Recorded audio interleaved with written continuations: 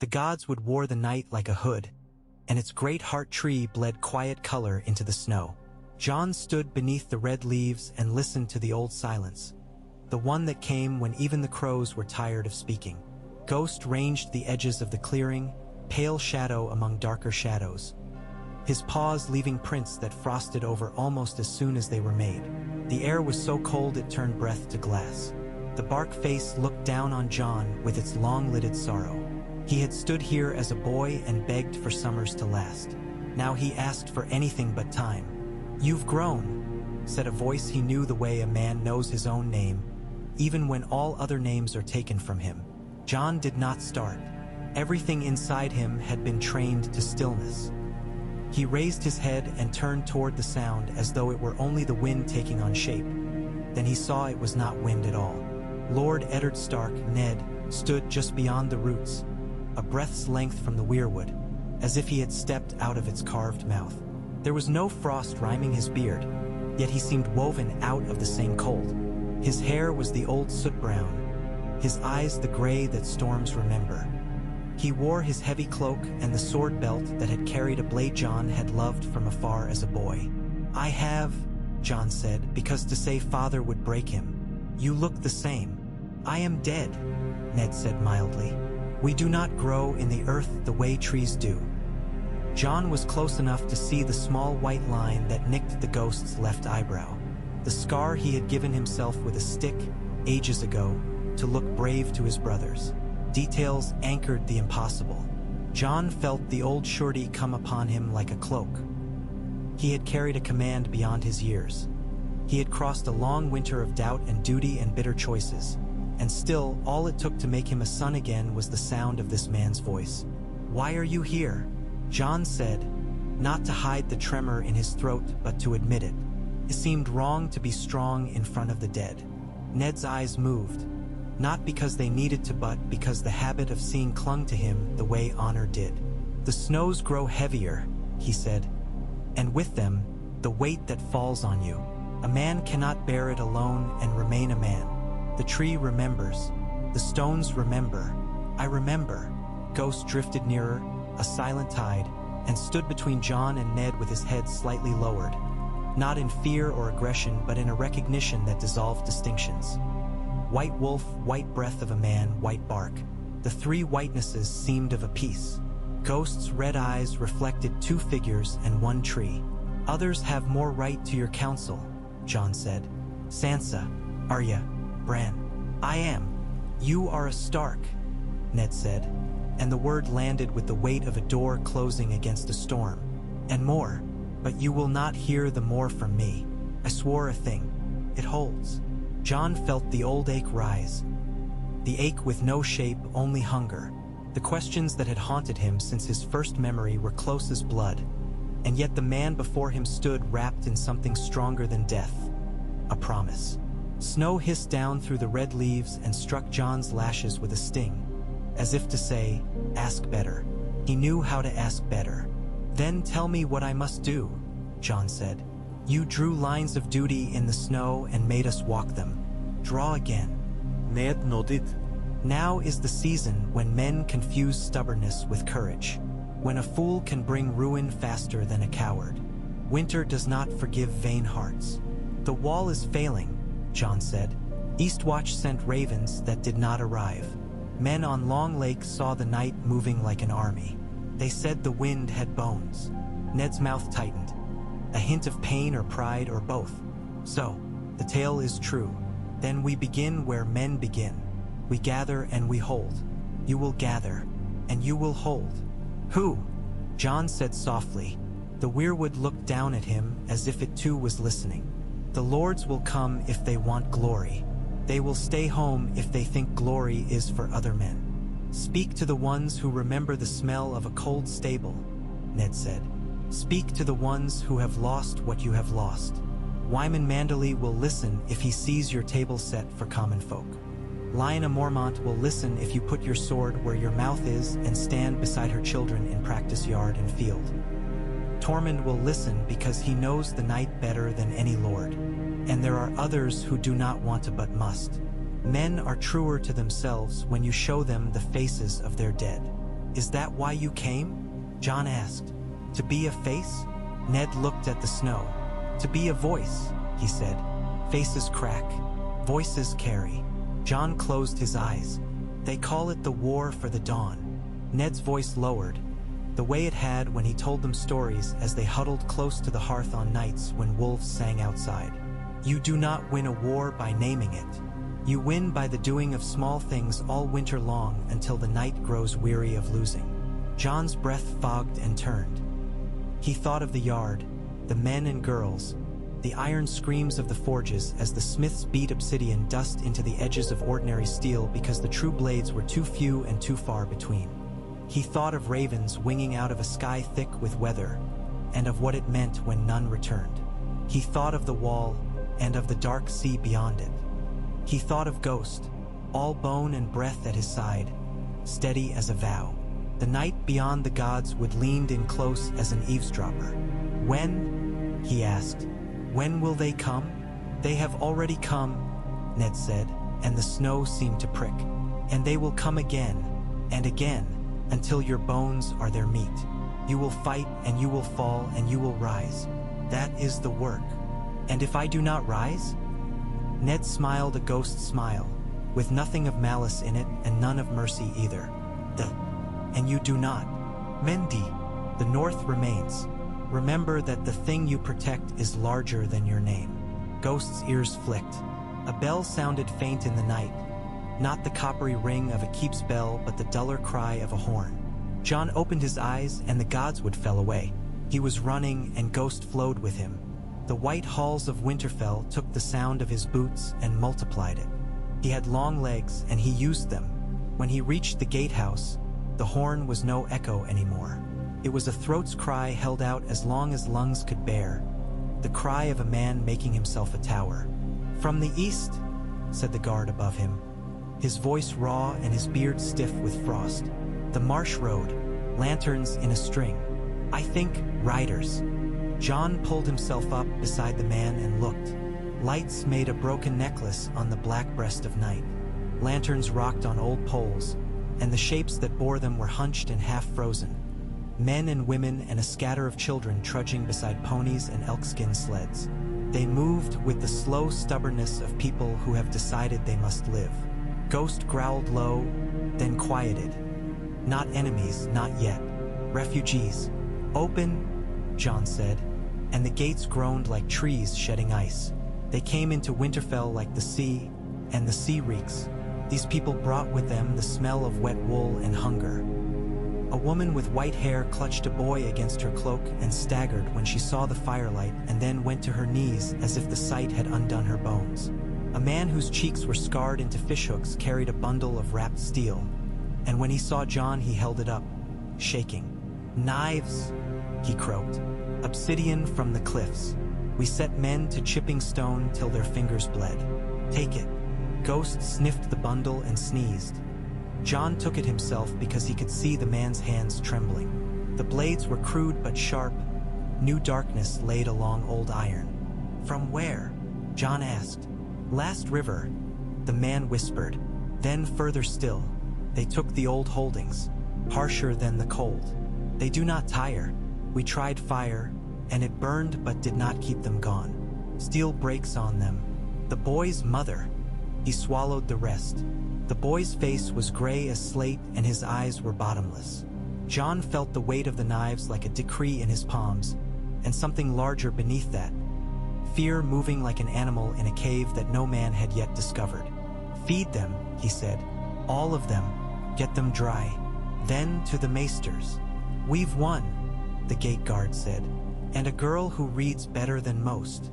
"Then to both," John said. "We make more, not less."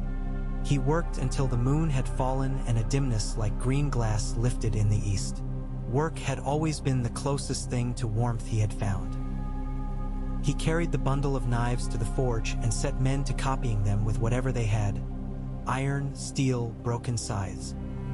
He gave the first sweet loaves to the children so the sight would be seen, and he spoke to Wyman Manderley about grain with the bluntness of a man who could not afford softness. He went to the yard and split wood beside Lionel Mormont's youngest boys until their pride made them laugh through their panting. He sent Gior's old raven down the rookery, though it had taken to biting, and he told it, "Do not fail me." The way a man speaks to an old friend who has done nothing but fail and yet remains. At last he returned to the godswood. Ghost went ahead and sat, looking up into the branches as if here lives another sort of game worth hunting. Ned waited where he had been, which made John wonder if time meant nothing to the dead or everything. "They will come with their own dead and make yours their shield," Ned said. "You must not let the smallness of offense become the largeness of doom. Keep your house wide. Do not punish old names for old treasons if their hands are clean now. The dead do not care for grievances, but the living do, and grievances make cracks." John thought of houses, sigils, words that had once made him feel outside even when he stood within walls that were his. "I can forgive," he said, "but others bear scars with teeth." Ned's look weighed him. "Then give them work that consumes their bitterness," he said. "Give them a thing to build that outlasts them. Men are not so different from walls." John nodded. He could do this. He would have to. He turned to go, and then the dead man said very quietly, "There are truths you carry that bend your spine. Some can be set down. Not here. Not now. But when the dawn comes, if it comes." He touched 2 fingers to his brow and then lay them on the weirwood's bark as if the tree were a gate. "When dawn comes, speak." John's heart gave a single hard thud. He wanted to ask again, to press against the promise like a boy pushing on a locked door simply to know it was locked. Yet something older than wanting guided him. He bowed his head, and when he lifted it, the godswood held only a tree and a wolf and a man. Men came one by one and in companies. From the wolfswood with spruce needles in their hair and antlers strapped to their sledges. From White Harbor with heavy boots salt-streaked and the stories of ships rhymed with ice like cakes. From Bear Island with the water still freezing in their beards while they swore and laughed. From the hills with long spears and grimmer eyes. They bore grudges the way they bore scars, but they bore them into the same cold. It hammered them into sameness whether they wanted it or no. Tormund Giantsbane arrived with 60 hunters and 3 giants who had lived to be old by believing in their own feet. Tormund's beard contained half a winter and his eyes the other half. He spotted John in the yard, and his grin split him open like a crack in river ice that shows black water under. "Little Crow," he said, "you keep getting bigger. You keep getting older," John said. "Ido. But I'm warm inside, and that's more than can be said for you pale kneelers." Tormund clapped him on the shoulder hard enough to make Ghost bristle. "I've brought you men who know how to hunt the dark. And me, I'm worth 3, 4, John said, and Tormund's grin became less show and more pleased. They bent heads over a map that had been loved too hard. The ink had bled, and there were holes where impatient fingers had stabbed. Tormund smelled of smoke and cheese and something wild that had no name in any southern tongue. "They move in a great hook," the wildling said, brown knuckles scraping like a rake over the drawn hills. "They don't care for the crossings except as roads to march your dead down. They're pushing to the long lake because there's water and they can freeze it and go over. If they hold the lake," John said quietly, "they hold the middle of us. They'll come to Winterfell straight across the ice, dragging everything they've taken on sledges, so we fight our own people and choke the fords with bones." Tormund said, "You're not stupid for a man with a soft bed." John noticed the figures at the room's edges watching him. Manderly with his eyelids heavy, but his hands quick as minnows on the table. Galbart Glover, who still held himself as if to apologize for air he used. Lady Lyanna standing on a stool because she would not let any man look down on her otherwise. Old names had made their way here through snow that thinned the blood if blood was all you had. He felt the shape of his father's gaze somewhere he could not point to. "We go to the lake," he said, murmurs half assent, half dread. "In how many days' time?" Manderly asked. "My ships." "In 1, John said. "We cannot wait for ships to sail ice." He looked to Tormund. "I need your trackers keeping to the trees. I need every man who has ever swung a hammer on those obsidian steel edges. We'll set fires along the northern shore, so bright the ice will hiss. we hold the crossing. We do not let them take the middle. You intend to meet the night on a sheet of frozen water? Galbart said with an incredulous lift of brow. I intend to make them pay for every step, Jon said. Winterfell can't stand if everything north of it falls because we were too careful. And if they come on the lake not as men but as a storm? Lady Lyanna asked. Her chin was stubborn and her eyes were grave and her hands were a child's. Then we meet the storm as trees do, Jon said. By bending without breaking and by clinging to the ground.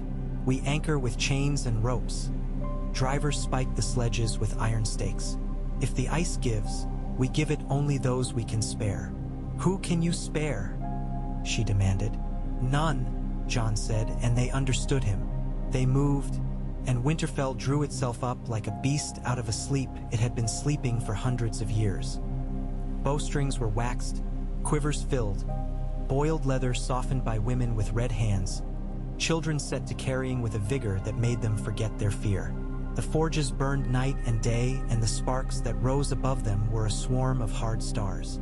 Jon walked among them all with his hair white with rime and his eyes on their hands. He did not speak of prophecy. He spoke of water and wood and steel and light. Before they left, he went alone to the crypts. Not for farewell, for steadiness. The cold down there was clean. He passed kings with stone swords and queens with stone hair and the little dusty crowns that had once meant everything and now meant only this, that people knelt when they knocked their head against the low arches. He passed a statue whose features he knew and whose feet he had once dusted with a care that made his back ache. He stopped beside it. I'm going, Jon said. You know where. The stone did not answer, but the air shifted with a remembered leather smell, and the goose flesh on his arms was the kind a boy gets when a door opens and a man comes in from the snow, bringing with him the cold and an end to wondering whether he would come. It was enough.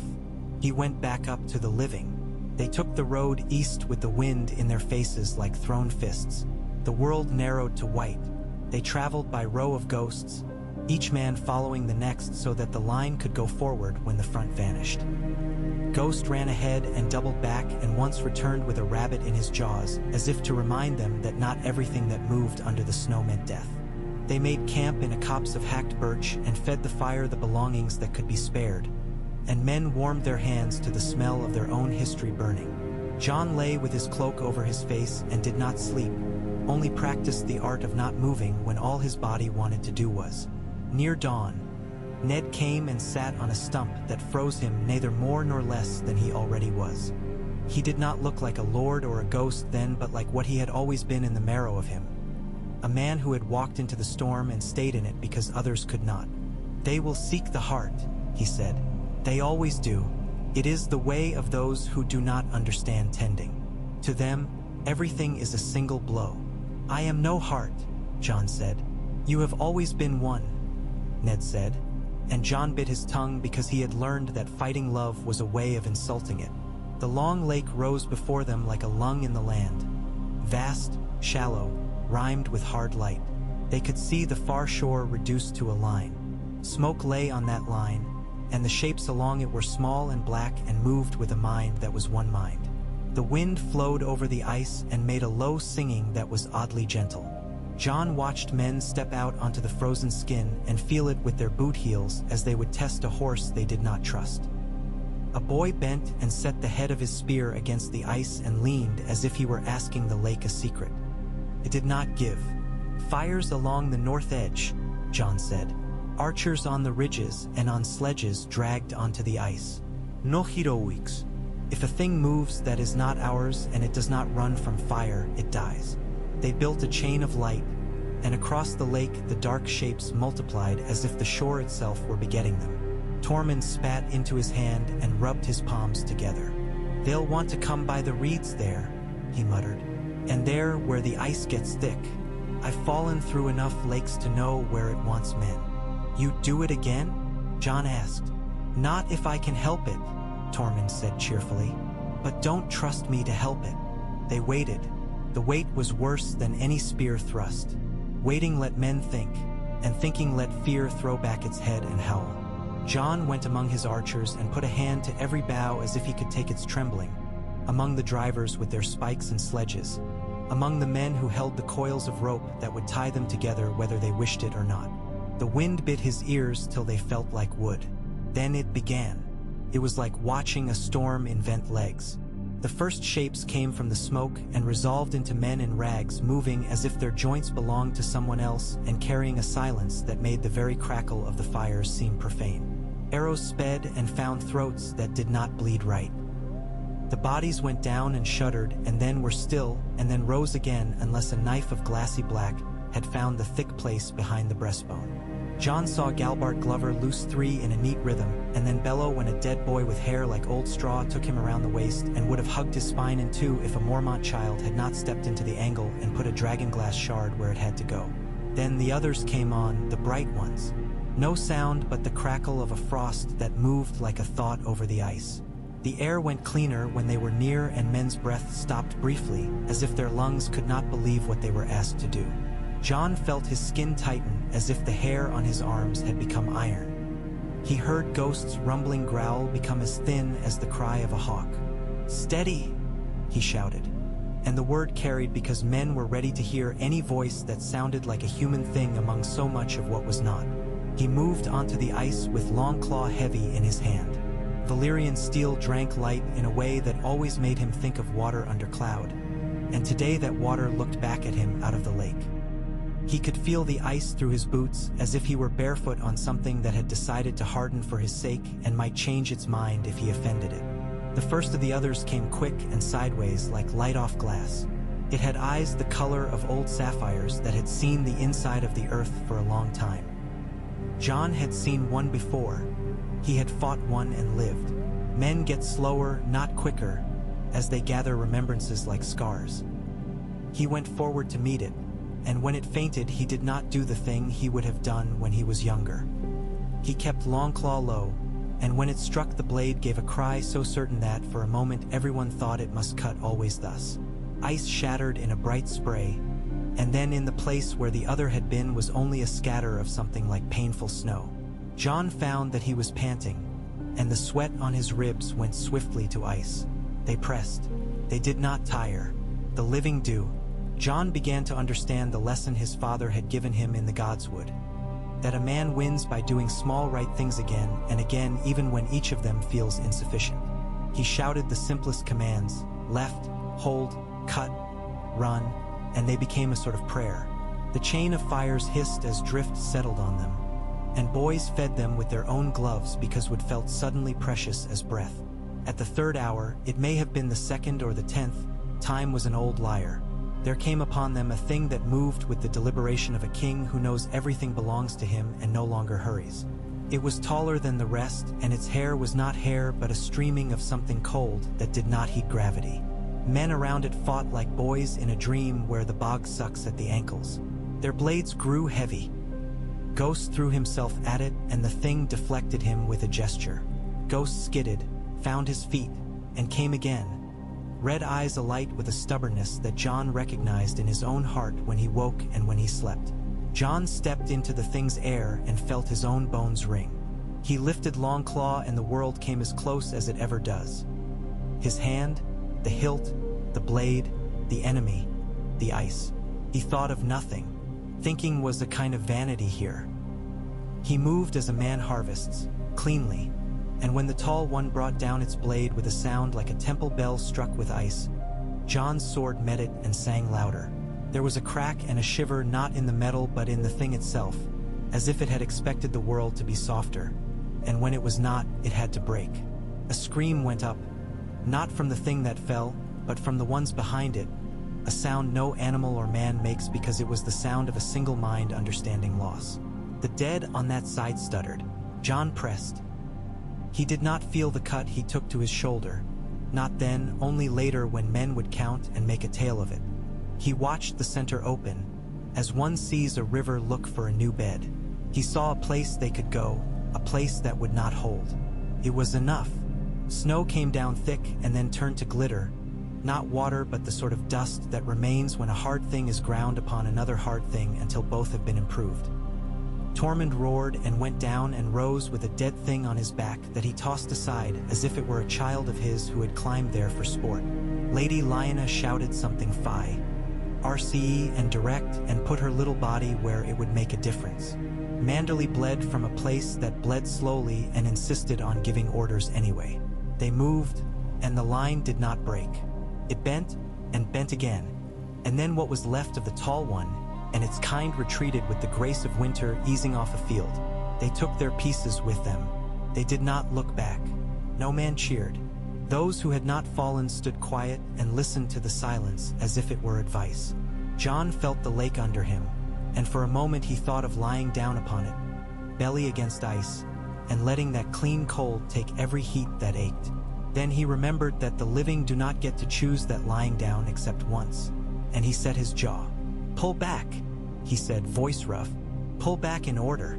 2 by 2. Carry the fallen that breathe. The others we will burn when we have breath ourselves to feed the fire." They did it because someone had to say it that way. He moved among them, and when men reached for him, he let them put their hands on his arm so he could borrow strength from their wanting him to have it. The wound on his shoulder made itself known. Warmth ran under his shirt and cooled into a tackiness that felt like poor glue. He smelled the iron of his own blood and wanted meat like a beast. He did not go to the God's Wood that night. He ate and he slept a short, depthless sleep, and he woke with the kind of rawness that makes a man very honest. When he did go, 2 nights later, the tree looked as it always did, old and new, bleeding and indifferent. "Not enough," Jon said to the white face, because sometimes he forgot to separate the tree from the memory that happened there. "It will never be enough." "No," Ned said behind him, "and all the better. A winter that can be measured is one you can lie about. This one leaves no space for that comfort." Jon turned. He had thought long on the figure he had driven his sword through, the way it had made the air around it thin, the way it had fallen as a man falls even while it was not. "They gather to a point," he said. "Not a man, not exactly. A summit. If we can take that, the storm loosens. It was so for an hour. If there is a heart." "You cannot meet it alone," Ned said. "You must not. This is the time when a man such as you believes he makes the difference. But it is the rope that holds, not one strand. You must be many strands. You must tie what may not wish to be tied." "I will write to Dragonstone," Jon said. "We need their stone. We need their fire. You need all that will answer, and those who will not until you ask them a way they cannot refuse," Ned said. "You were always good at asking, even as a boy. You asked, and though your questions sometimes stung, they made men better. I think of the men who died today," Jon said. "Some because my asking sent them to it. How can I ask again?" "By remembering that not asking is another kind of asking," Ned said simply. Jon rubbed his face. "I wish." He stopped because the wish would become a child's wish if he let it be spoken. "I wish you were here in the way the living are. I wish you could carry the other end of this. I wish you had told me all the names that matter. I am," Ned said as if Jon had spoken, "here as I am, which is enough because it has to be." There followed a season of letters and steel. Davos Seaworth came up from the south with a little convoy of boats that limped along the white knife where the ice led them. His hands cracked and his smile stubborn. He brought crates of obsidian in which shadow lay thick as old syrup, and he brought a woman with hair like a coal seam who could pull the root of a fire out of wet wood with her breath. He brought men from the Vale who had been persuaded to remember that the North had stood for them once, and men from the Riverlands who had the look of people who will fight any man now that their houses have been taught humility. He brought a letter sealed with the dragon one hears before one sees, the words careful and the tone colder than the season, saying aid would come when it could and that the realm was not one place but many when it was winter. Jon set the letter down and let his breath go and did not send his own letter back until he could write with something other than anger. He wrote of numbers and needs. He wrote of roads. He wrote of a debt the living owed one another. When Melisandre came, the Red Woman, inscrutable and unchanged by the years the way embers sometimes sit buried in ash. She looked at the Godswood as if it were a rival she would have to greet civilly for the sake of a feast. John watched her but did not give her the courtesy of his fear. Ned watched her and said nothing at all. "I know your face," she told John without preamble. "I have seen it on a day not yet here. You held a sword that was smoke and song." "All swords are song," John said, "if you listen to them when men swing." She smiled like an old cat. "There is a time coming when we will need fire that does not consume what we cannot spare." "I will take your fire," John said, "and you can take my caution." She tilted her head. "You learned." "I died," he said, because he did not do well with people who preferred clouds to meat. Her laughter went up and was swallowed by snow. She did not ask again to weigh his soul. He did not ask her what her God demanded. He pointed to the map instead and asked where the ice would crack if she stood here and if she stood there. She answered him because he did not give her space for any other kind of talk. Davos shook his head fondly at them both like a man who has learned to love two cats that hate each other. When the next push came, it came in 3 places at once. On the lake again, at the 5th ford of the last river, and out of the trees west of Barrowton, where the barrows themselves stood up and walked becaw. As the old bones love old quarrels. They had planned for 1. They planned again for 3 in the space of a sleepless night. John moved men like a careful butcher moves his knives, swiftly but with no flourish, and spent them only when the bone was worth the cut. He sent Tormund west because Tormund could make a hill hold with laughter and daring, and he sent Lyanna to the fords because she would make men ashamed to run. He kept the lake because he could not keep from it, the way a man cannot help but defend the door his family sleeps behind even when the other doors are burning. The second battle at the lake was hotter and colder both. The others had learned them, and men die faster when the enemy learns them. The bright ones kept their distance and hurled wind that made torches go hard and dead. Melisandre stood on the ridge and pressed her hands together and spoke in a language that had survived in the cracks of a world now lost. And the dead wind faltered and then blew again, and her hair burned at the tips with a light that did not consume it. John moved from one broken place to another like a plug in a barrel full of leaks. Twice he went down and got up without knowing how he had managed the middle part. Once he fell to one knee, and a girl whose name he did not know put her hand under his arm, and he tasted bread in her breath and found that it steadied him more than any priest's blessing had ever done. At the end, the ice held. Men did not. John stood on it with his breath tearing him as if his own ribs had become an enemy. He felt the edge of something coming, not the enemy, but the thing beyond the enemy that gives a man the courage to do what he has done. He went to the Godswood because there was nowhere else to go. "They will keep coming," Ned said, as if they had not just fought a battle but a lesson. "They will come until their reason for coming is broken." "Reason?" John asked, bitter. "Do they have reason?" "They are not men," Ned said. "But they are not weather either. Something moves them. Find that and hurt it. Hurt it the way winter hurts those who forget to mend their roofs." "How?" Ned looked at him as if he were an equal now, which hurt more than the wound on his shoulder. "You know," he said. John knew. It was in him like a sliver. He had known since he put steel through the tall one and felt the air go thin and then fat again. He had known it when the barrows stood and then lay down, when the ford took the weight of dead men and then ran clear. He needed the heart. Not a single man, not a king. A place. A thought. A knot tied in the world where winter went to remember itself. "Where?" he asked. Ned's eyes slid to the tree. "Ask the only ones who were there the first time," he said. "Ask the roots." John slept in the Godswood that night, not because it was warm but because warmth had ceased being the point.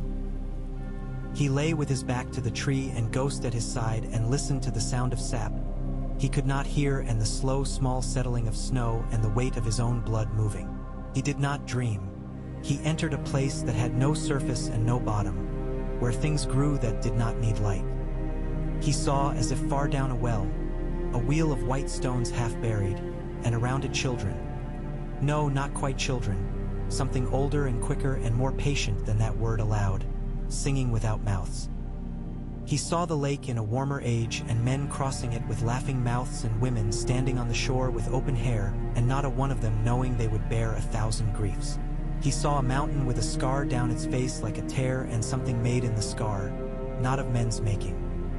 He woke with Ghost's muzzle pressing his throat and a thin whiteness at the sky's edge that promised nothing, and went to find the one old thing that had chosen the living again. He went north beyond the lake, then west into the trees where the snow lay deeper and the branches met overhead like hands closing a dome around a secret. There he found them, few and older than anything he had ever named. Leaf had hair like dry grass and eyes that held a night sky. "We remembered you before," she said. "You walked where the Old One walks." "He is my father," John said, and Leaf accepted that as simply as if he had told her water wet him and fire warmed him. "There is a place that holds the winter together. If I break it, do I break everything?" "You do not have that much power," Leaf said, and her little smile was a kind thing. "You have exactly enough to break what can be broken. Men made the first bond because they are good at making bonds when afraid. We made the next because we feared them. That is the way of bargains. There are places where the bargain was spoken. There are places where it was tied. There is one where it's not is tightest." "Where?" he asked. "In the scar," she said, and his heart fell and lifted because the dream had not been only hunger. "In the throat of the mountain. But listen, do not think that because the knot is there the rope is not everywhere. If you cut one, the others will fray and whip. Hold fast while you cut." "I cannot do this alone," he said. "You can do nothing alone," Leaf said. "That is your gift, and your curse." They were days to gather and days to go. John took with him men who would not bend in the wrong wind and would bend when they must. Tormund with his laugh and his lament, Lyanna with a face like a drawn blade, Manderly with his bulk and his quiet appetite for rightness, Davos with his scars like an honest ledger, the Red Woman because she refused to be left and because there were fires that needed naming, and 10 of the children, who moved like quick promises among old trees.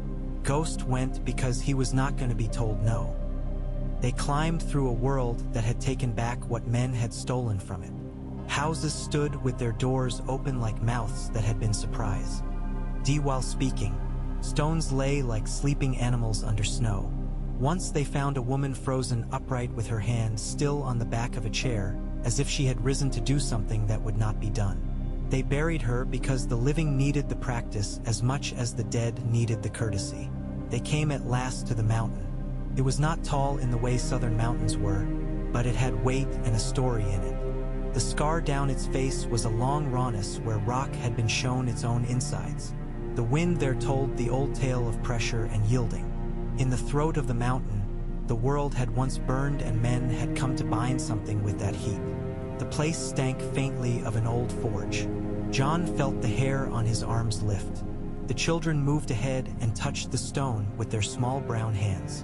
Melisandre stood narrowly, like a candle one would save for a night that was coming but not yet here. "This is a place where you can pull and the thing will come," Leaf said. "Do it cleanly. Do it quick. Do not love what you are about to cut." John understood that last as only someone who had judged men can. Love of one's own work is a trap. He went forward and laid his hand on the rock.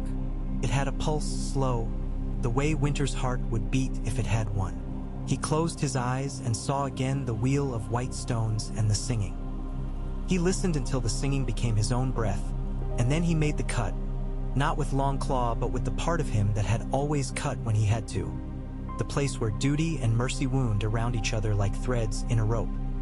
He felt something give, not a scream, not a break, but a loosening, as when a child finally lets go of his mother's skirts and runs forward. He did not know whether to be glad. The mountain shuddered. Snow moved from ledge to ledge like a language. The sky went a shade darker. Far away they heard cracks, and closer they heard something that could have been a voice if stone could resent. Melisandre cried out a word that seemed to burn her throat and then said another more tenderly.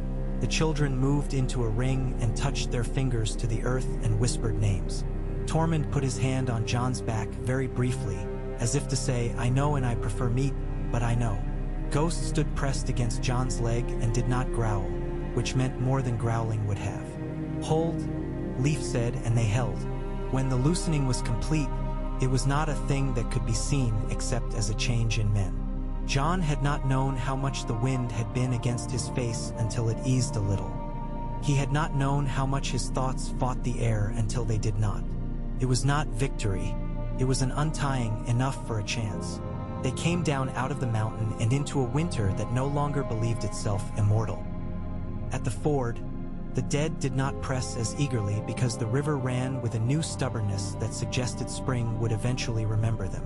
At the lake, the bright ones came again, but their steps were less certain. John found another tall one, and his sword sang the same certain song. When it broke, the sound the others made was grief, pure and bewildered and enraged. But grief is still a thing men understand how to outlast. The last push came at Winterfell because of course it did. They came in their thousands, carrying their silence like shields, and men met them on the fields where Jon had learned to fall without breaking his wrist, and where Sansa had once walked with a piece of ribbon in her hair, and where Arya had stolen pastries because she liked to steal more than she liked to eat. They came at the walls that had been built by men who believed in stone, and the walls believed back. The crypts below filled with a heat of candles that meant the living could still spare tenderness for their dead. Songs hummed in the corners because people sing at the edge of fear to talk it into gentleness. The gods would stood with its red tears and watched. Jon rode the line and dismounted and remounted, and his legs felt sometimes like separate creatures with their own opinions. Melisandre stood atop a tower and drew a line of fire on the ground that men crossed willingly because they trusted her flame would know them. Davos moved like a steady word whispered into a panicked ear.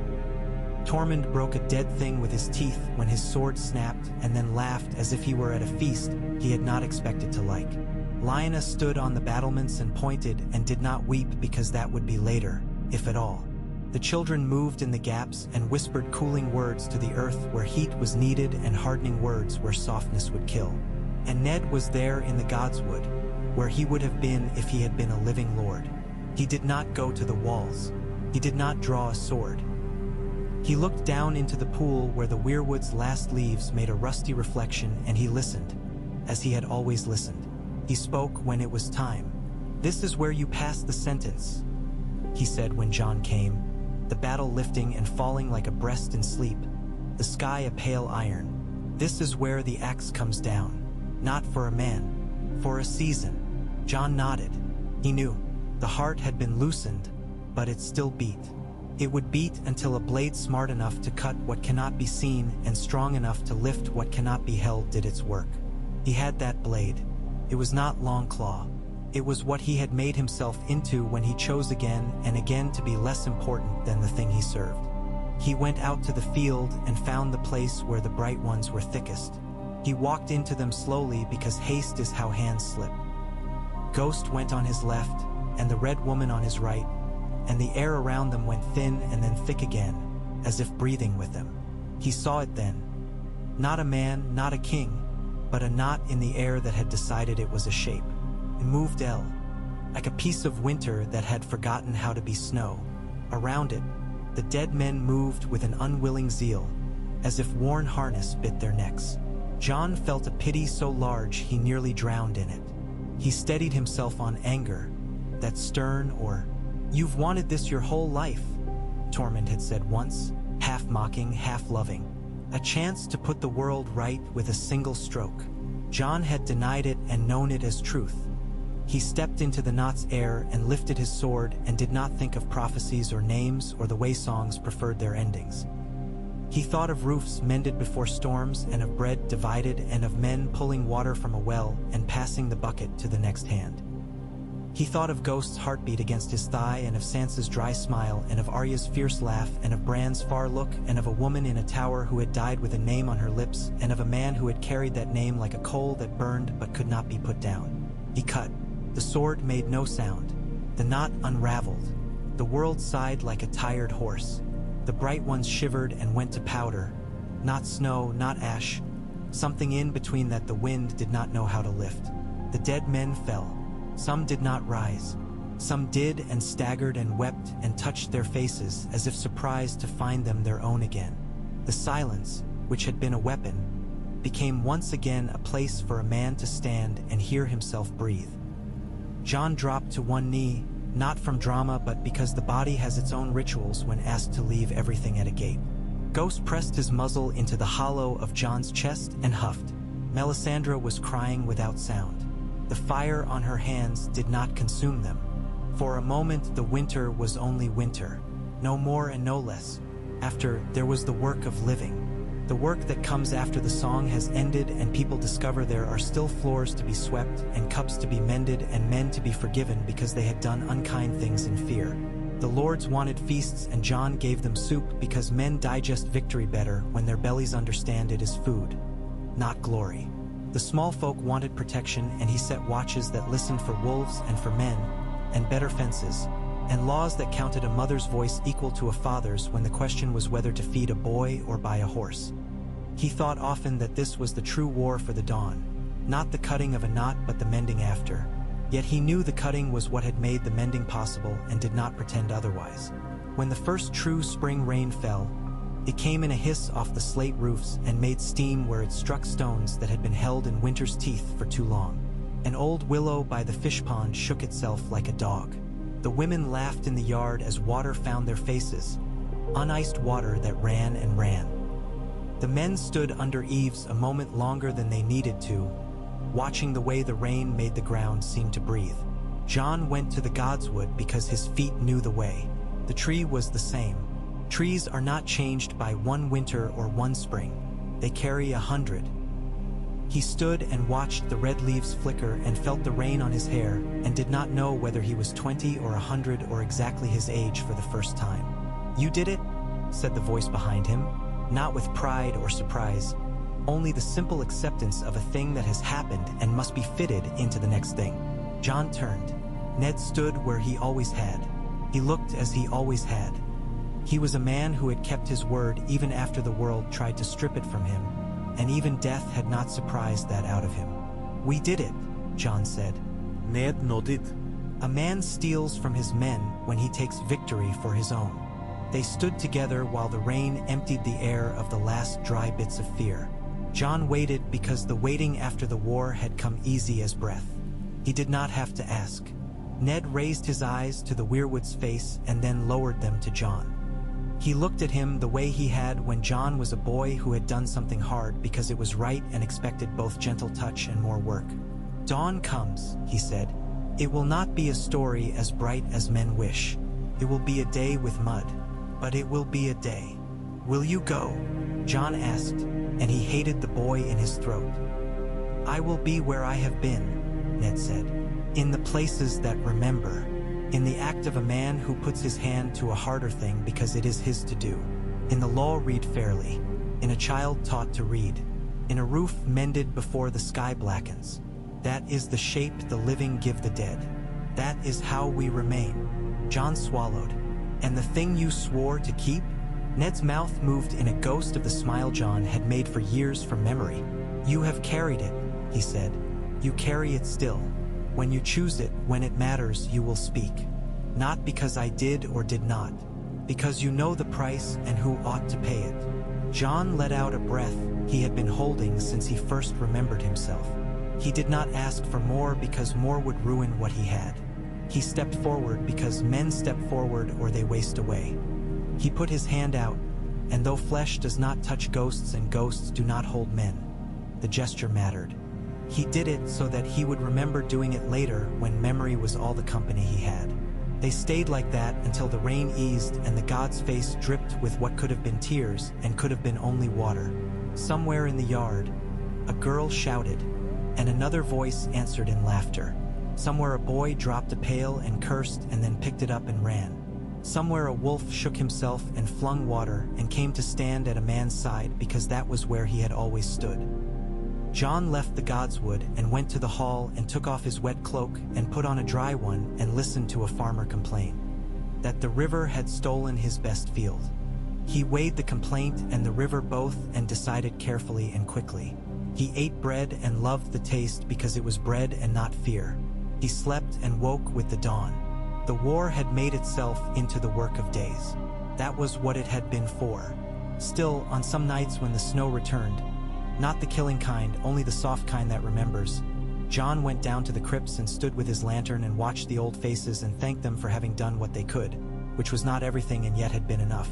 And sometimes he went to the Godswood and looked up, and if he said "Father" under his breath, the tree did not mind, and the voice that came was not the wind at all, but the thing that had made a boy into a man and a man into the sort of man who could bear the winter without becoming it. "You will be asked to be cruel again," the voice said once. A night when winter had thrown a last handful of white into the face of spring like a child who does not want to go to bed. "I know," John said. "Be just instead." "I will try," he said, which is what a man says when he intends to do a thing because boasting would dishonor it. The dead are not a council one can invite to supper. They stay in their places. They occupy corners of rooms, corners of the mind. They come when a man does his work the way it was meant to be done. John learned to recognize the places. In the forge, when a boy took the hammer and raised it as if he had always known how. In the yard, when a woman teaching a line of girls to move with a spear made them laugh to keep their hands from shaking. In the fields, when the new spring plow went through a patch the frost had left hard and did not complain, only took more weight at the shoulder. The dead nodded then and were content. And when the first green shoots came up at the edges of the yard where boot heels had churned the ground into a dark paste, and when a pair of ducks came back to the fish pond and wrote little motions on its skin like signatures, John walked once more to the heart tree.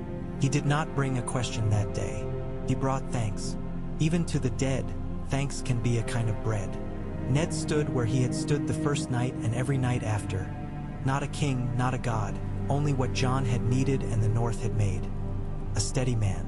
Ghost came with John and sat with his head high and his eyes close. The wind moved through red leaves and found a music it had been searching for. "I will go now," Ned said, not sad, not glad.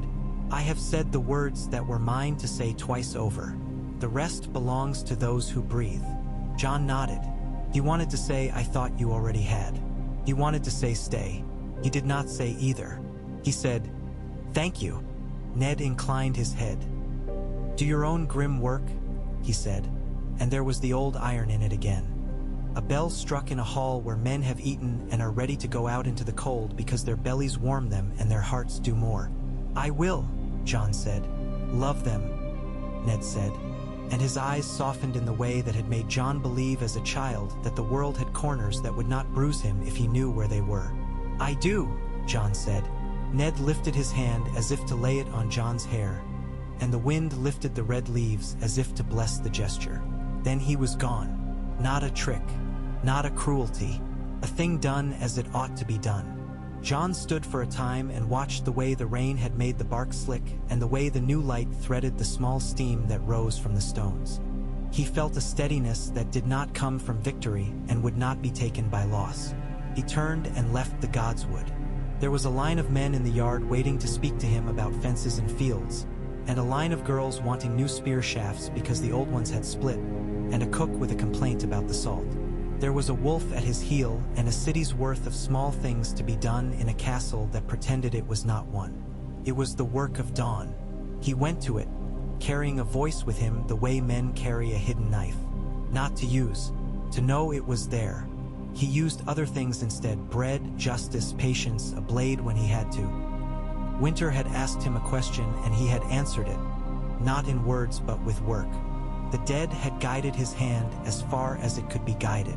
The rest he did as the living must, badly and well, and always with the knowledge that he would die one day and leave the work in other hands. That knowledge made him kind. That kindness made him strong. Spring, being spring, forgot winter gradually and then all at once, as if stepping out of a room where the fire had gone low, and only when a new room sun hit your face did you realize how cold you had been. The river shrugged the last of its ice like a shirt. Children forgot the particulars of fear and remembered only that once the adults had been very quiet and in the morning they had not. Old men warmed their bones and told the story badly and happily. Women planted seeds with a vigor that would look like greed if it were not hope. And John, who had walked through the night with a dead man for a guide and a living wolf for a friend, went on doing the next small right thing, the thing that mends the roof, the thing that lights a candle before the dark, the thing that makes the world ready for a dawn men do not deserve and get anyway because the dead asked for it and the living want it and the trees remember. By the time the barley sprouted in the south courtyard, the ravens had learned the new routes. and the cooks had stopped counting every carrot as a small miracle. Spring was not gentle. It never is in the north. It came as a loosening of stubborn things, a slow surrender of ice that had believed in itself. The river cut its last chain with a sound like a sword being drawn and then put back, ashamed of its has. Children waded barefoot and winced and laughed as if the cold could be argued with. In the yard, a boy showed a girl how to hold a spear without slicing her own palm open, and then showed her again, patient as if the act of teaching steadied his own hands. John walked the walls each morning and each night. He knew them better now than he had when his legs were younger. Stone has a memory. The places that had taken a giant's fist, the collapses patched in the heavy snow, a gap that had been mended with wood because stone had not come in time. He touched them, not out of superstition but out of respect. Ghost went with him and sometimes vanished to nose among the old barrel staves and the firewood pile, because a wolf's curiosity is modest and specific. Smells, traces, the news written in urine and mud. Men's curiosity sweeps too wide. John had learned to narrow his. Each evening after the suppers had been ladled and the complaints taken and weighed, he sat with Sansa near the hearth where the heat made the air wobble. Her needlework lay in her lap, bright and small and stubborn as any banner, and she pricked with the same care she used on the lords. She wore Winterfell lightly, which is to say, as if it were a garment she had been mending since birth. The new scars on the banisters and the new laughter in the hall both pleased her.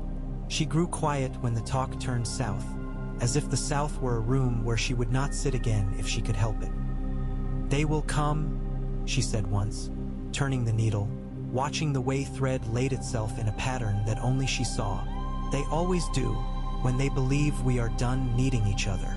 "The South?" John asked, though he knew. "All of them," she said, and lifted her eyes. They were not cold, they were clear. Kings and queens, claimants, priests, merchants. They will smell that we are mending and want our wood and our wheat and our men. They will want our thanks and our obedience and our silence. The order of wanting will change depending on who is speaking. "We will give them what we can spare," he said, "and not what we cannot." "You will tell them that," Sansa said, "and they will ask who you are to say so. They will remember as suits them." John set his hands to the heat and let it ache. "I am John," he said simply, and the sound of his own name was a tightening and a release both. "I am the man they sent for when the lake tried to become a road. I am the man who gives them soup when they want feasts. And I am Sansa," she said, and the corners of her mouth lifted, not unkind. "And I will stand with you when you say it, and smile as if I mean to kiss them. And if I have to kiss them I will, but I am thinking always of the grain." He laughed then, a small laugh, because love for one sister will make a man do that even in a world like this. "And of the salt," he said, because he had learned the trick of lightness without losing the weight. She reached over and smoothed a lock of his hair as if he were still a boy. "And of the salt," she agreed. They did not speak of what the dead man had told him under the red leaves.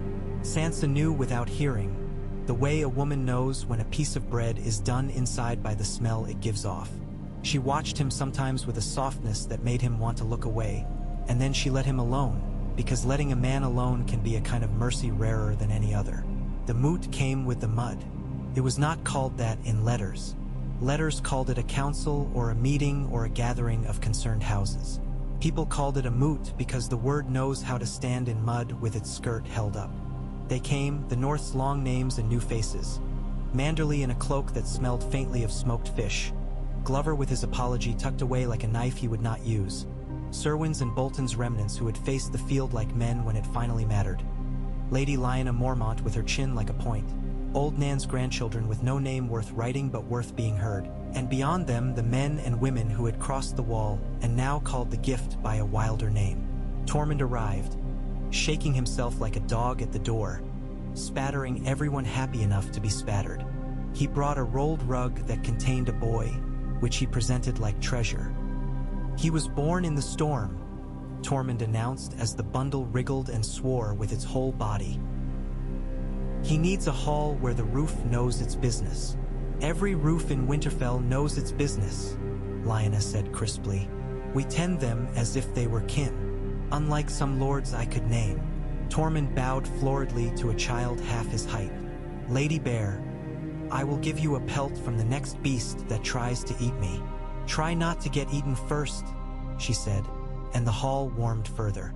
They sat where the long tables made a horseshoe and the fire made shadows lift and perform. Jon did not take the high seat. Sansa did. He took the place at her right, which told the room who they were without requiring the trouble of speech. Davos sat beyond Jon with his knuckles pale, as if the cold had misremembered him and kept his fingers. Manderly sat opposite and watched from under the lids that made men underestimate him and then suffer for it. The children of the forest did not sit. Leaf and two others stood near the pillars as if Tree and Stone had hired guardians. Melisandre took the place between two empty chairs and stared at the flame as if it were an old lover she was trying to love correctly at last.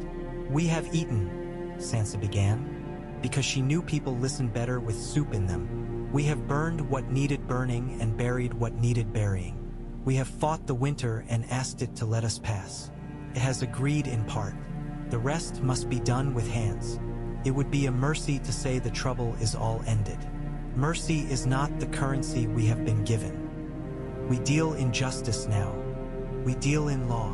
Her voice was strong, and Jon felt a steadiness in himself that he had not expected, as if her words nailed a plank down so that he could walk there without worrying it would give.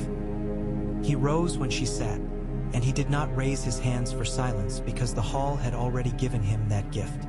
"We have learned a thing about enemies," he said, "that the ones who cannot die are only one kind. The other kind never tire, and they are hungry and fearful and will do anything to quiet their hunger and their fear. We are of the second kind. We live, and so we must be generous and hard both.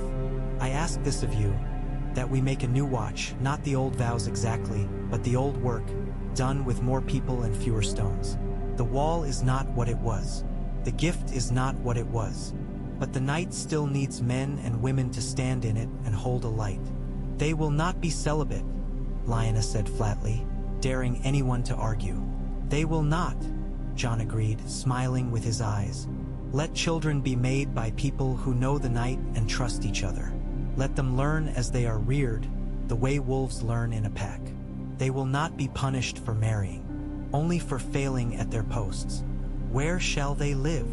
Manderly asked, his voice sleepy as a cat full of cream. "In the castles that still stand," Jon said, "and the ones that can be mended, and in watch huts and beacons and crofters' houses where a man can see a day's ride from. They will farm when the light is long and patrol when it shortens. They will be paid first from our stores.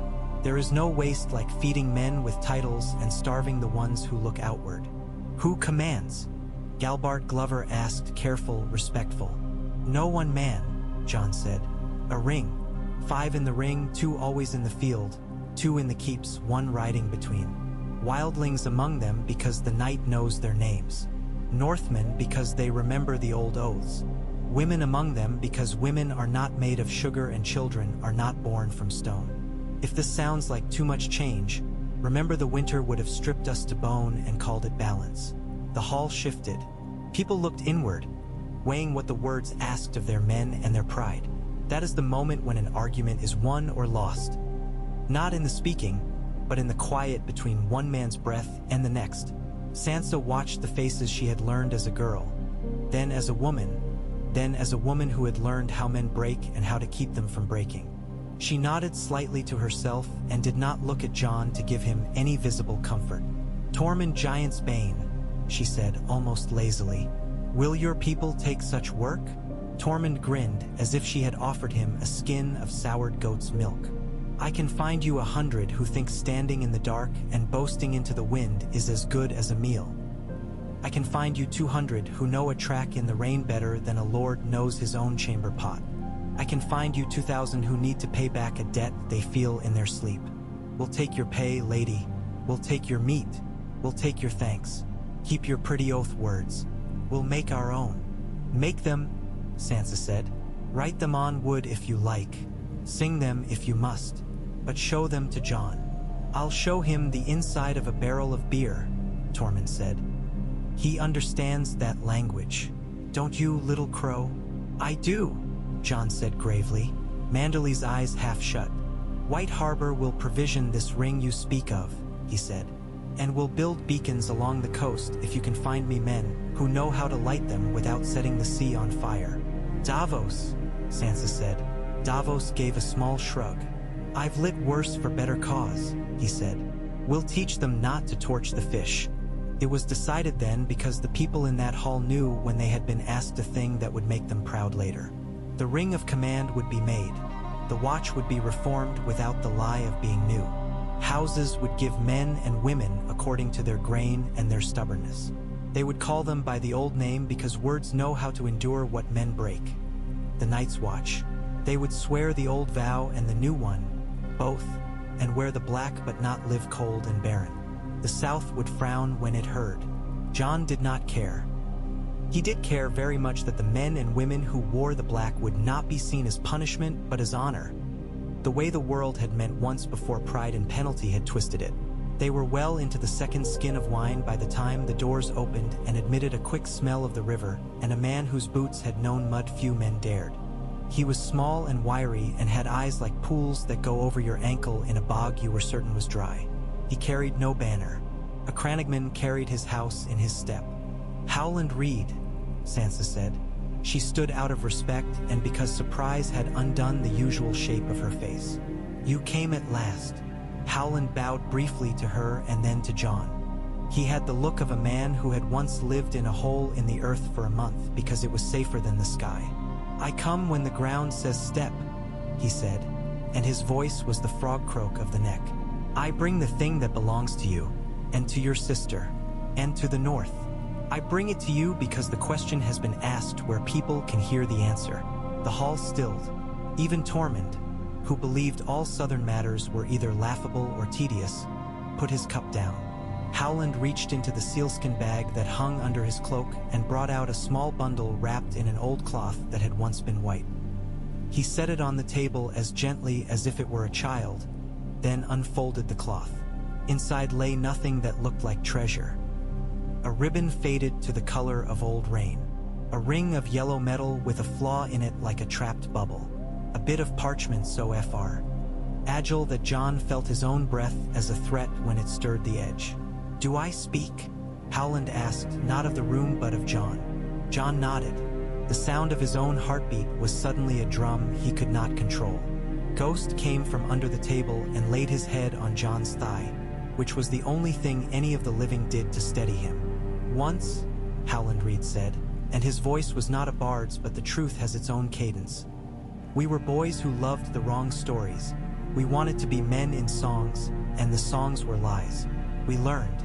I learned in a place of stones where men had gone to make a wrong love into a right, or a right love into a wrong, and I no longer know which. I learned at a tower where a woman died making a gift no one asked her to make, and a man received it as if it were a sentence.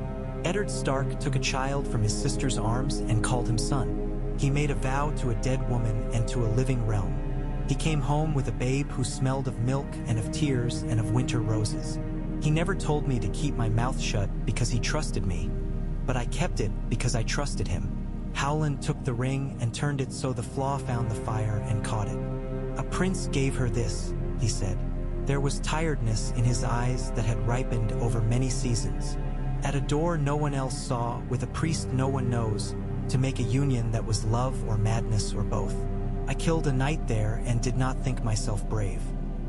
I watched your father lie to the world to tell the truth to his sister's ghost. I have been a coward of a certain kind for a long time, but the dead man in the gods wood has been speaking, and the trees listened to him.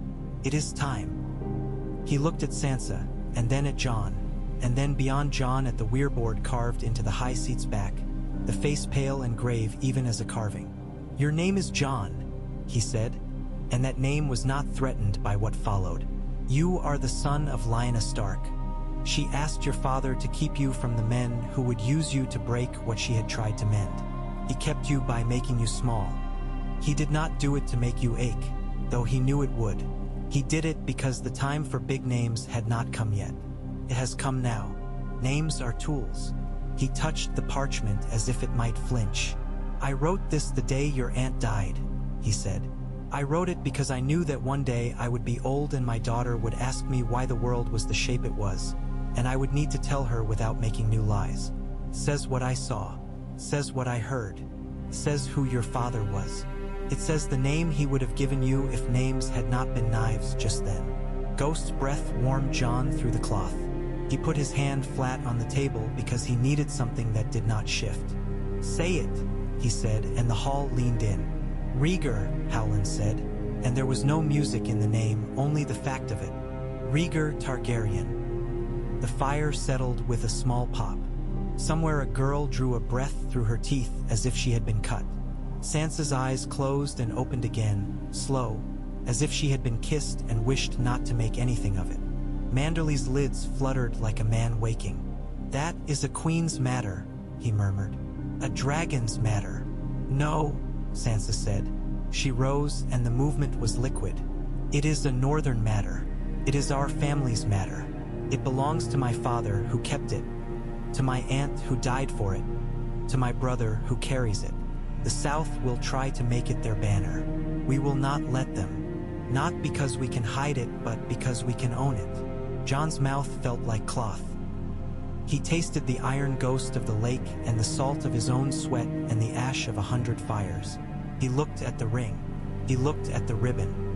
He looked at the piece of a prayer that had once been a wedding and a warning both. He thought briefly of a crown and felt only weariness. He thought of roofs and walls and fields and men who had come into his hall with mud up to their knees and hunger in their eyes. He thought of a child's laughter breaking like a bird from the stair. He understood then what the dead man had meant in the cold under the tree. "When the South asks," he said, and his voice came even, "we will tell them the truth. When the North asks, we will tell them the truth. And when the truth becomes a blade in someone else's hand, I will take it by the edge so that it cuts me first." "You do not claim?" Manderly asked, not eager, not resistant, merely doing the arithmetic of responsibility. "No," John said. "It was not humility. It was knowledge. I claim the door. I claim the fields. I claim the night and the day and the beds where men lay their heads. I claim the wolf and the weirwood and the debt the living owe the dead. I will not claim a throne that would cost us this." Howland Reed nodded once, the nod of a man who had found the plank he had wanted to stand on for 30 years. "Then I have given this to the right person," he said, and he pushed the ring gently toward Sansa. "You will keep it better than I could." Sansa took it and held it a moment and then slid it onto a cord from her own neck, which had held nothing but a small silver leaf since a girlhood that had broken and been mended. She lifted the cord over her hair and let the ring rest against the hollow of her throat.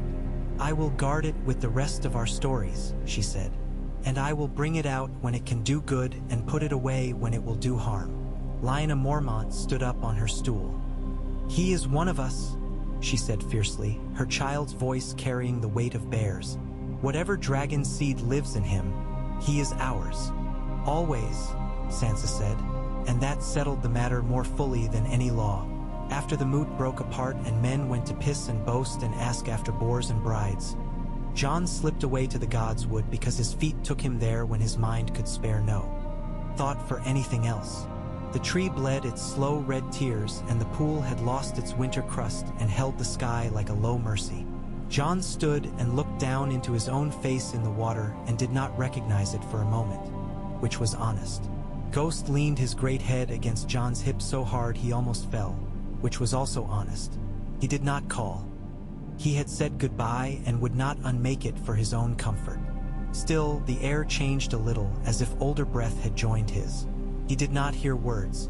He remembered them, which is the way the dead speak when the living have learned to listen without being selfish. He returned to the hall and to the work. Letters had multiplied like mice. Davos brought them. His brow creased in a way that made him look perpetually reasonable and perpetually irritated by men who were not. An envoy waited from the south. He wore a black doublet with a pin in the shape of a hand and a mouth that had forgotten how to be anything but polite. "The Queen at Dragonstone," he said after the necessary bowing. She sends her regards and her thanks for what the North has done. She asks that you send men to help her secure the realm now that Winter's back is broken. She asks you to attend her at your earliest convenience and to acknowledge. He lifted the parchment and read, because sometimes reading is a shield, the unity of the kingdoms under her just rule. She asks for men? Sansa asked, in the tone a woman uses to ask a man if he has remembered to bring his own head. She asks for recognition, the envoy said. He kept his eyes on Sansa and then shifted them to Jon because he was educated enough to know that both were necessary and uneducated enough to look for someone easier to persuade. Jon had no taste for this dance. He had known enough court men to dislike their perfume. Yet he owed the South words. He stood and felt the room notice. "Tell your queen," he said, "that the North recognizes the living. Tell her we will send grain if we can spare it. We will send ships if the sea lets them through. We will send a mason who knows stone if she needs to mend a wall. We will not send boys to be made into stories in the name of thrones. The winter has taught us another lesson than that." The envoy's mouth softened and hardened. A man trying to find a place where pride would not be injured. "And your name?" he said. "Shall I carry another with me?" Jon considered. He looked toward the Godswood as if he could see through stone. "Tell her my name is Jon of Winterfell," he said. "Tell her my father was the man who took my mother's hand when she was dying and swore to keep me safe. Tell her I served the living and will go on serving. If she wishes to make a new bond, of equals and not of masters and servants, she may write again. And if she wishes to make war?" The man asked, as if it were a hypothetical he had been told to pose in polite rooms. "Then she will have to bring it," Sansa said, and her voice was not a threat. It was an accounting. "And she will find the North has learned to stand on a day when spring is trying very hard to be summer." The envoy bowed and left with a dignity that earned him a portion of meat that night and an extra blanket. The North is not unkind when it can afford not to be. 2 days later, Bran came home. Not in a cart, not on a horse. He arrived carried by a litter wrapped in fir boughs and cedar that made the hall smell like the far north when men shut their eyes. He had grown in a strange way, his face more like stone than boy, his eyes both far and very close. He thanked the men who had carried him with a gentleness that made them shuffle their feet and speak too loudly. He asked to be taken to the Godswood before the great bedchamber that had once been his father's and was now Sansa's and sometimes Jon's when too many people needed him and too many of them were drunk. They bore him up, and the branches shifted, and the faces in the bark looked both at and through him. He touched the weirwood, and the weirwood touched him back because that is what trees do to those who have learned their language.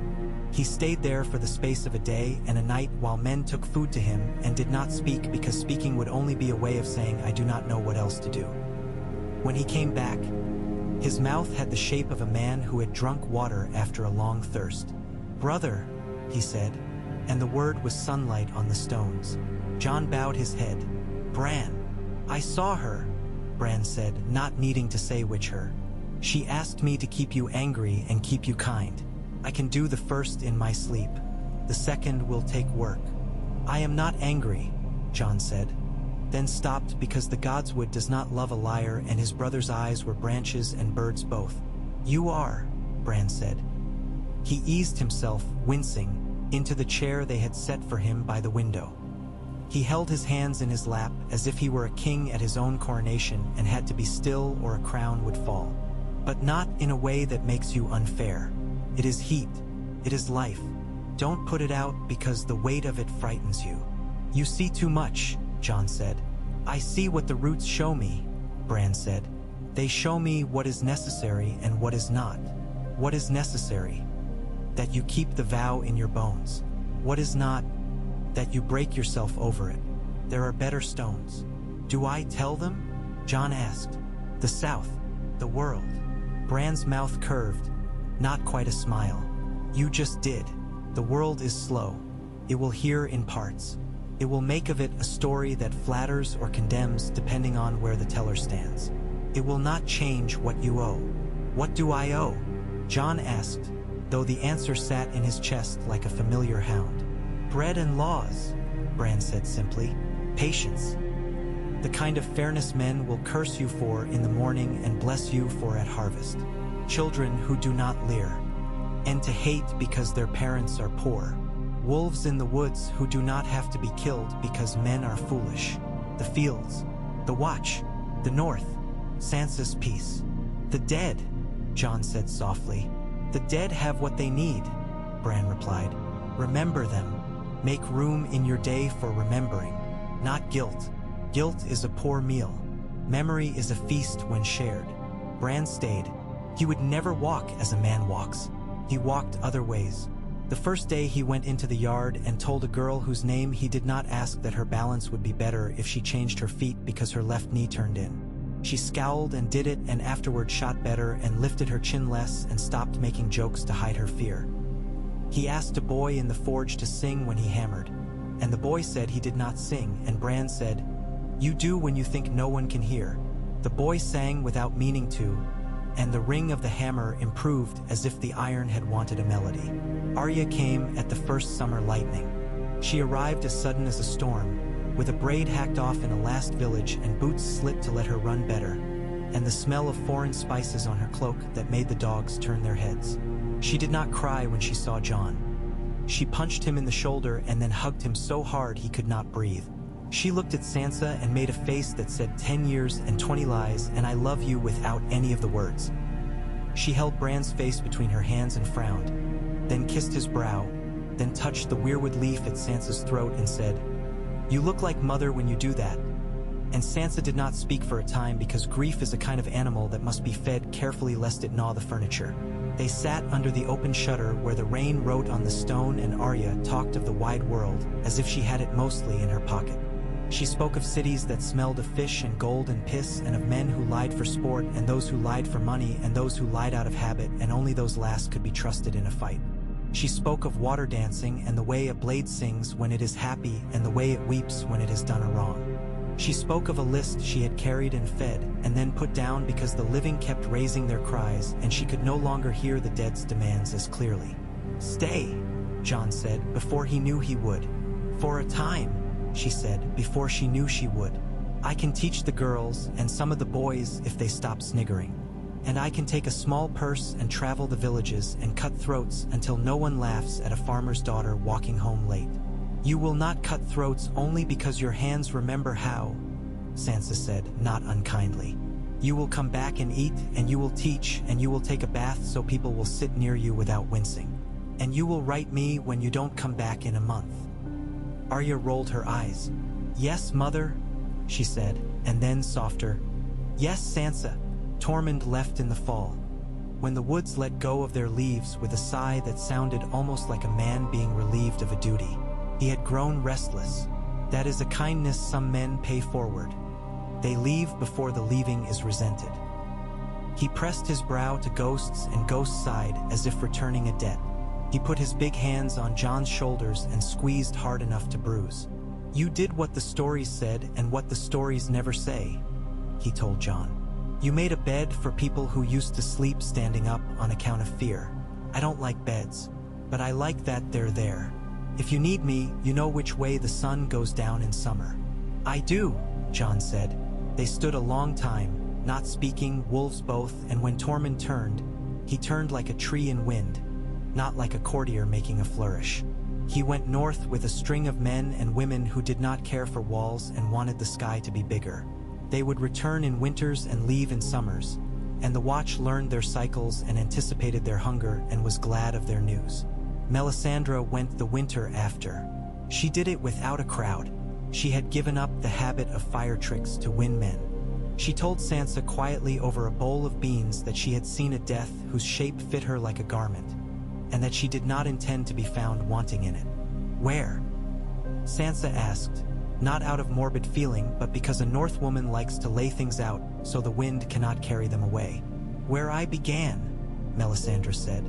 "Where the children who do not sleep wake, and where the heat sews up its mouths. Do not set a watch on me. I will slip it if you do, and then you will be cross." Sansa smiled a small, real smile. "We will be cross anyway," she said, "but go when you must. Thank you for the fires you lit without cost." "There are no fires without cost," Melisandre said, and her smile was a winter sun. But sometimes we choose to pay with our own scars. That is a religion I understand better now. She left at dawn without a cloak, her hair loose, and the frost did not touch her. Someone said they had seen her at the lake, where once a tall one had cracked, and she had put her hands into the water and the water had not punished her. Someone else said she had simply walked until the horizon took her. Jon hoped only that her gods, if they were listening, were kinder than she had been taught. Davos made White Harbor correct. That is the word he used for it. The South thinks in hard lines, he told Jon in the map room where the lines were soft and wrong. But the sea thinks in curves. We will teach our ships not to die. We'll teach our men not to lie when they say they can set a sail, Manderly said drily, and Davos laughed, a surprised bark that made him look 20 years younger. They built beacons along the coast, squat and stubborn as winter huts, manned by women who had spent their childhood on the high. JH platform the harbor master used and boys whose hands were strong enough to carry oil where the stairs were slick. Davos taught them to take soundings with a line and a lead and to read the water's color like a book. He sent small boats out in bad weather and brought them back with men who had learned the difference between bravery and suicide. The harbor filled with ships again. First pale and careful, then sure. Trade came like a shy animal, sniffing, tasting, staying. Salt and seed moved in both directions, and Manderly's men grew adept at counting one without spilling the other. The first crop after the thaw was poor, because soil is slow to forgive. The second was better. The third was good enough that the larders kept a little longer than the laughter. Jon shared out grain as if he were cutting meat for a feast, each slice measured and fair, each man's pride left intact as far as a belly will allow it. He sent to the sisters for their best fishermen and paid them extra to teach his own. And the sisters came because coin spends and because the North had fought a winter their own old stories remembered darkly. People built new smokehouses and learned patience that tasted of salt. The taste of hunger left the hall slowly, like a stain that does not fade but ceases to be the first thing you see. When the new watch swore its vows, they did it at dawn, in the cold that survives summer. The old words were said in the old order, and then the new ones were said in no order at all because men like to put their own mouths on the thing that will bind them. I will watch, a woman said matter-of-factly, as if announcing a chore she was good at. I will stand. I will do the part that will not be noticed unless I fail. I will not fail. A boy with hair like straw said, awkward and earnest. I will not sell the quiet for noise, and a wildling with a voice like cracked ice muttered, I will not go soft when a softer word will do, which made the old hands grin, because that is the way a vow should sound, like a boast you intend to find true. Jon did not take the black. He had taken it once and died and returned. He wore a plain cloak, gray as a cloud, and a sword he kept sheathed as often as he unsheathed it. The watch did not need his name to lend it grace. It needed his eyes to judge, his hand to sign, his back to show no bend. He went to Castle Black and walked a wall that had begun to warm at the edges, and he felt the place accept the new shape as if a broken limb had mended, weather sensitive and honest. He set men at Eastwatch who could row blind and read a horizon by taste. He set women at the Shadow Tower who could bring down a deer at 200 paces and a man at 50 if necessary, and he made necessary a thing less often than other commanders would.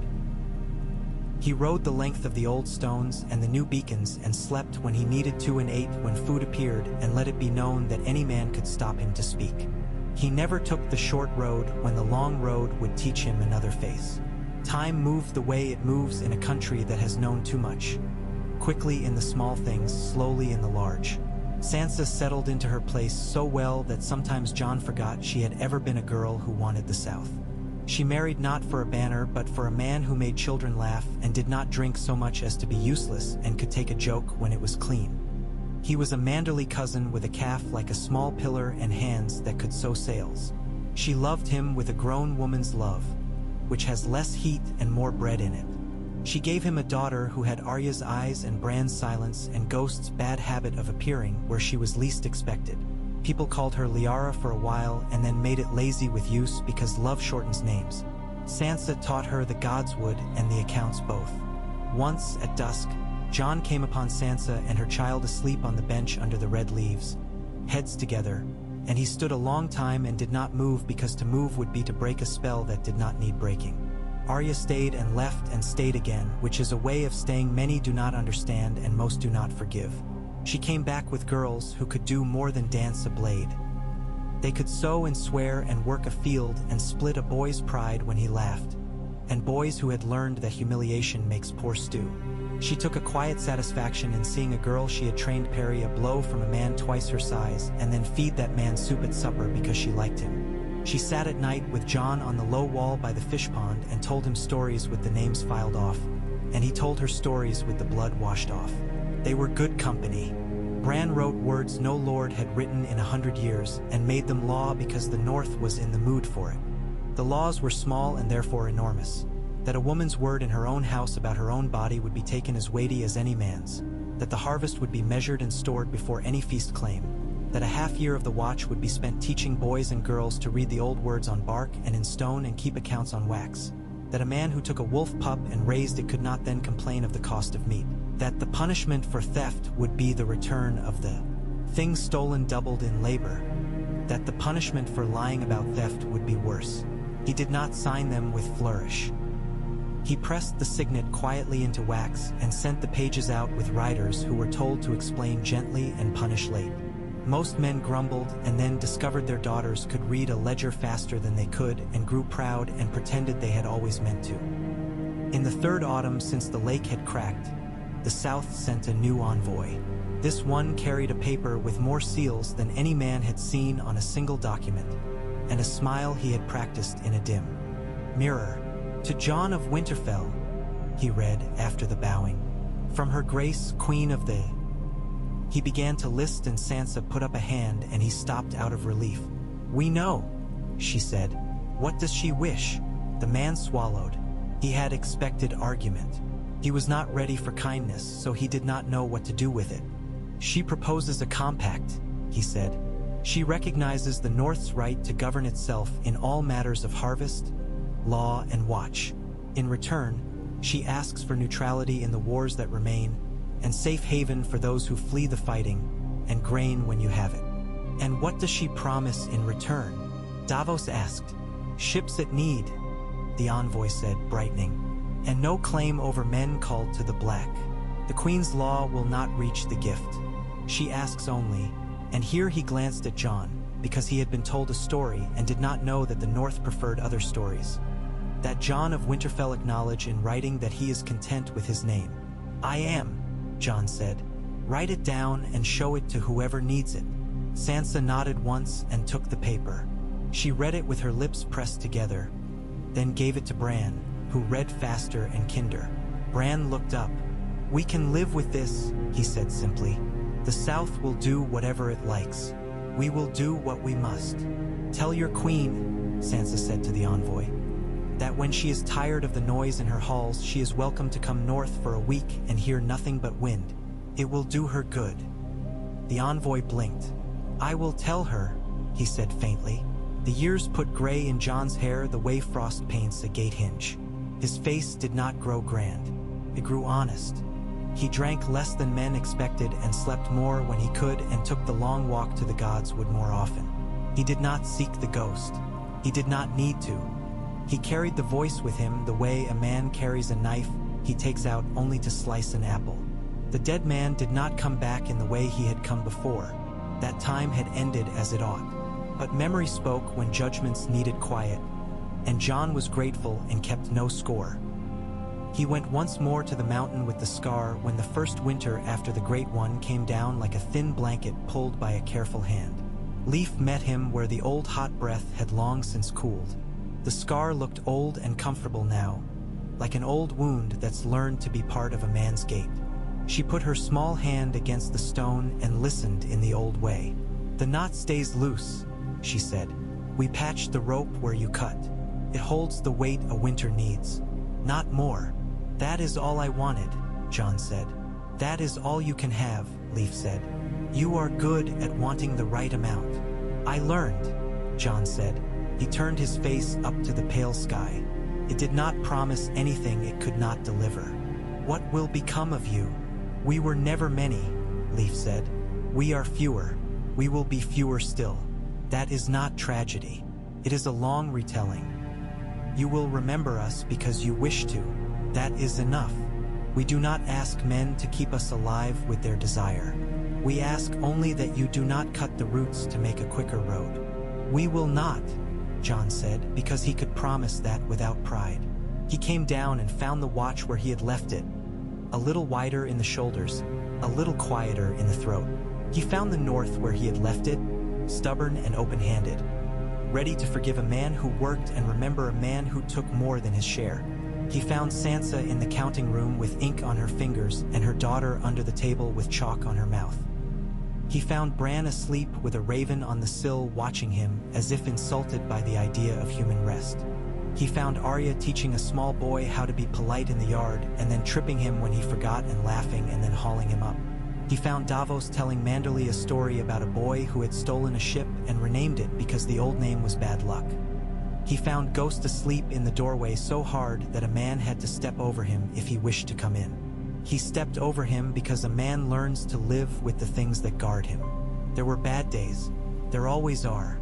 A village quarreling over a line on a map turned suddenly into blood.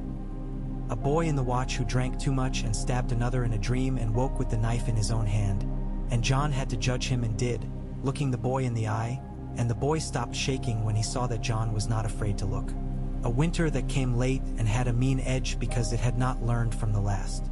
A sickness among the sheep. A ship that went down within sight of the beacon and should not have. A fire started by a jealous woman who did not intend to burn down her neighbor's life and did. And Jon put her to work rebuilding, and men muttered but later understood because the burned neighbor wept in his arms and asked him not to make her child motherless. He bore these and more, and he bore them as if they were weights he could take off at night. He could not always. He learned how to carry. On a spring day when the apple blossoms made the air sweet even to men who had known bodies burning on ice, Jon stood in the godswood and watched the veil of petals drift down and freckle the pool. He did not look for shapes in the water. He did not ask for counsel. He said a thing aloud and let the tree take it or not, as it pleased. I think I have done enough, he said, not certain whether he meant the day or the year or his life and not needing to know. Birds made small mechanical noises in the branches. Ghost swished his tail. Sansa found him there and slipped her arm through his. They stood a long time without words because there are kinds of love that require none. At last she said, "The South rode again. They ask for seed for a failed harvest. We have enough." I said yes. You always were good at giving, yes. Aid. I learned, she said, sometimes from you, sometimes from hunger. He looked sideways at her. Do you miss it? He asked, surprising himself with the question and her not at all. The South, she considered. Sometimes. The light, the fruit that looks like fat jewels, the silks that feel like water in your hands. Then I remember that their laws do not hold even for a day. Ours hold. We see to it. That's better than jewels. That's better than silk. He nodded. They walked back to the hall to hear a farmer ask for a new plowshare, and a girl ask to be apprenticed to the mason, and a boy ask if he could change his oath to the watch for a year because his mother was sick. They listened and they judged and they ate and they slept. They woke at dawn. Some nights Jon dreamed of the lake, but not the battle. He dreamed of the hard surface under a winter constancy, and of the sound it made when men walked carefully upon it without asking too much. He dreamed of the mountain and the rope in its scar and the sense of a knot loosening just enough to let a man's hands work.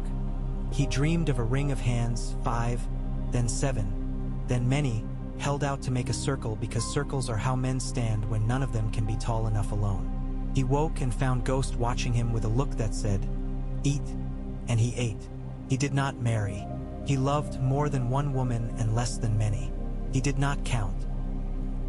He did not leave a child that bore his face, or if he did, the child's mother had the good sense not to tell him until the telling would not change anything. He made children of a sort. Laws, customs, the sight of men in black walking a summer field with their spears slung, women teaching in the yard with their hair pinned and their sleeves up, a boy who used to spit when he saw a wildling passing a cup to a girl from the neck. He watched them grow.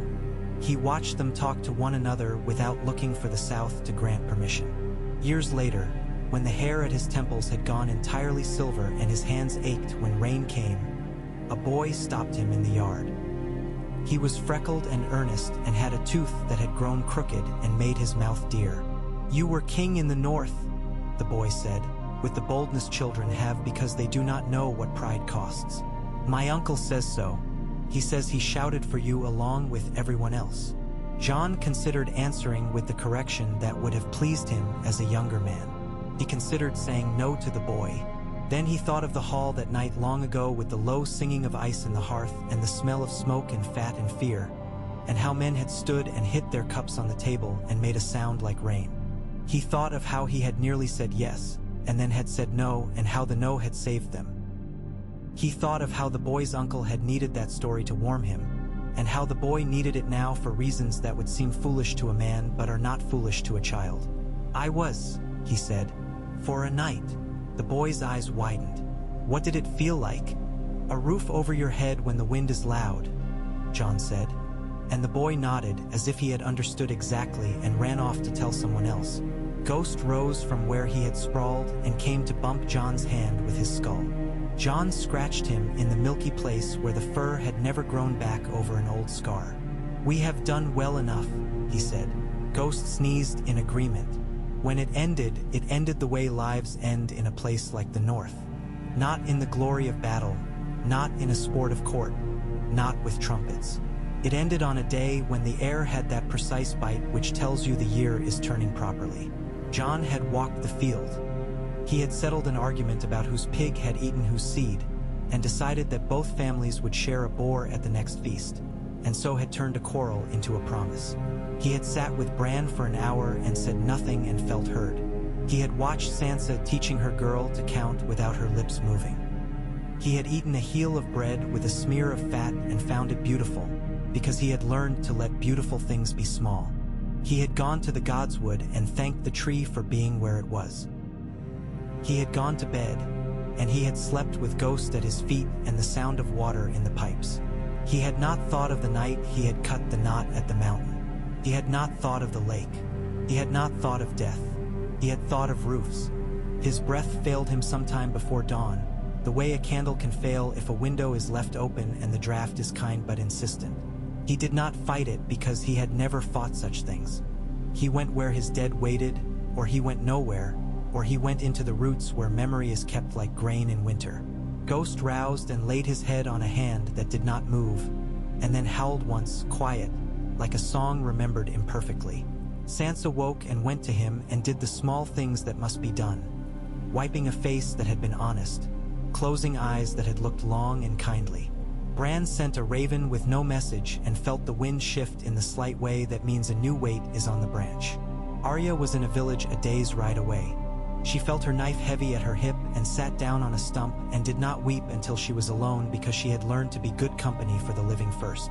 In the Godswood the red leaves shook, though there was no wind. If there was a voice, it did not speak in words. If there was a welcome, it was not applause. It was the feeling a man gets when he opens a door after a long day and finds that his chair is still his chair and his cup is where he left it and that someone has left bread on the board for him. If there was counsel, it was the counsel he had been given all his life.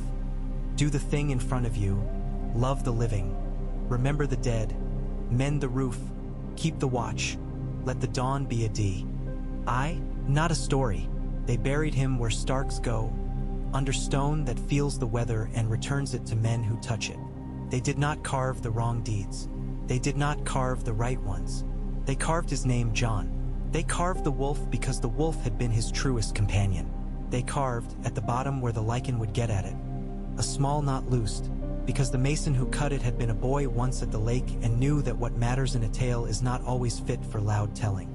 People came and touched the stone and brought the news they always bring the dead, which is to say news they must say aloud to make it true. A woman whose husband had once tried to burn her neighbor's house brought her child to set a hand on the knot loosened and said, "Thank you," in a voice that made the child curious. A boy in black who had sworn at dawn and slept not at all came and leaned his forehead for a moment and made a vow without words to do the quiet work well. The envoy from the south came and stood and did not speak and went away with his paper still folded because the north had nothing to sign for him that day. Sansa came each day for a season and then each week and then each year, and then taught her daughter to come, and then stopped counting because the visits had become the thing itself. The watch held. The wild came and went and were welcomed when they were needed and tolerated when they were not. The South fought and made peace and fought again and sent for grain and sent ships and sent requests and sometimes sent men and women looking for a place where the laws were bedded well and the roofs kept the water out. The North took them when it could and turned them away when it could not, and did both fairly. Arya grew older and still ran faster than boys half her age. Bran sent fewer ravens and spoke more to children who would spread their hands on the ground and tell him what ants said. Sansa grew into a woman with a streak of white at her temple and a laugh that men imitated to show that they were at home in her hall. Ghost lived longer than anyone had expected a wolf to live, as if he had decided to keep watch until every last ember of the winter had gone cold. If a man passing the godswood at dusk swore he heard a voice, people nodded and did not ask whose. The voices under the red leaves had never been particular in their caring. They belonged to any who had stood under them with a good question. The wind went on speaking its two languages, the one men heard as noise, and the one the leaves understood as counsel. Children learned to listen to both, and the dawn kept coming in its plain way. It pushed at the dark without rhetoric, and the dark gave way because that is the agreement the world has made with itself and renews each day, with men's help when they remember and without it when they do not. The fields greened and went to gold and went to stubble and then to white and then began again. Men stood in rings and swore oaths and broke some and kept others and learned the difference between pride and dignity when the law taught it to them with bread. Wolves ran the ridges. Ships took soundings before leaving harbor. The beacons were lit on storm nights and left unlit on feast nights and always tended. Houses mended and fell and mended again. Children's games became men's work and men's work became stories and stories became law where they were true and were turned into songs where they were not. The North stayed the North. The living stayed the living. The dead were remembered.